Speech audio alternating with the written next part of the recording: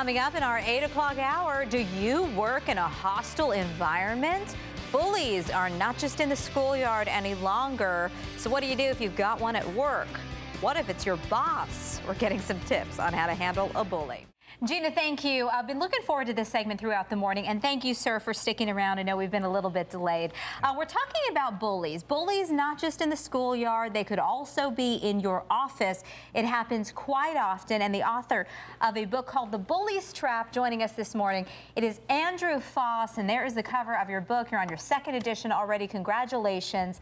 Talking about what to do if you find yourself being bullied at work, and it is quite possible that the bully is even your boss. So you're an expert on this in a personal level, and I want to begin with what inspired you to write this. Sure. Well, I think I lend a pretty unique perspective because I was a bully.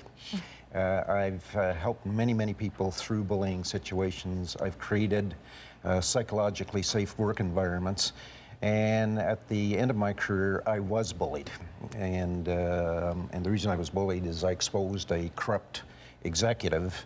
And after he found out about it, he went on the attack and did everything he could to discredit me. And I went through 18 months of sheer hell. Wow. And I was able to resolve it. Yes.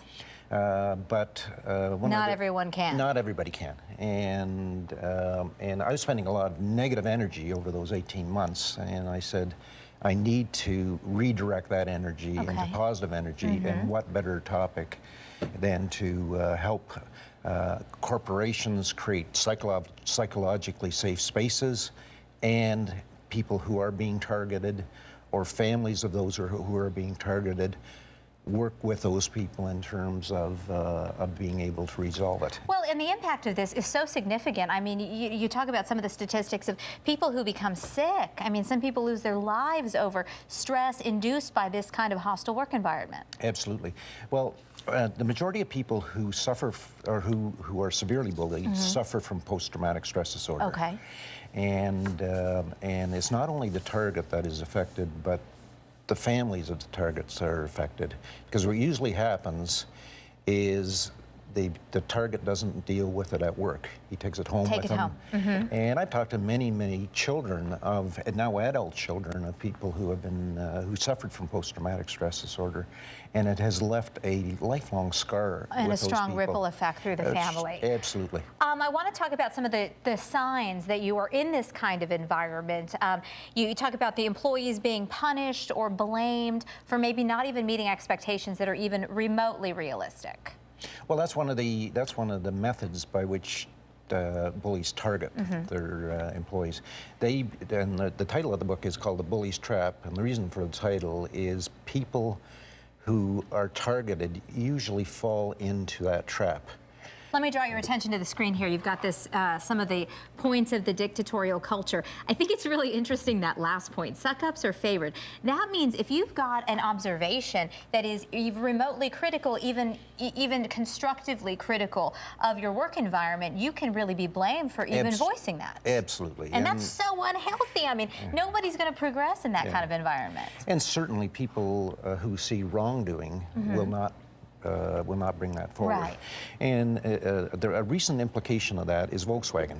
Okay. And they are now looking for people to come forward.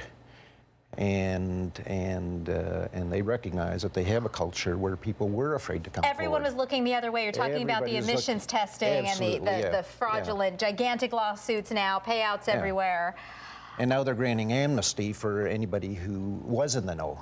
And my assertion is that people, the financial crisis and the mortgage meltdown could have been avoided had people in the know come forward when they knew what was going on. The reason they didn't is because of fear of retaliation. And not lived in a culture of silence, and also, very little transparency, and I think that is always a big problem in any work environment.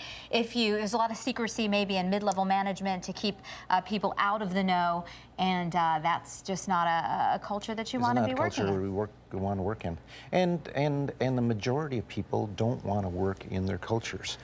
Gallup polling shows that over 70% of North Americans are not engaged in their work environment. Wow, 70%. We spend 5 days a week here. Andrew, thank you so much. A really interesting perspective and your personal story as well. So thanks for sharing it with us. My pleasure. We can get the book everywhere, right? Amazon.com It would could be be here by this afternoon. It could be here by this afternoon. If you're a Prime member. Thank you so much. Good morning, Arizona. Thanks very We'll much. take a quick break. We'll be right back.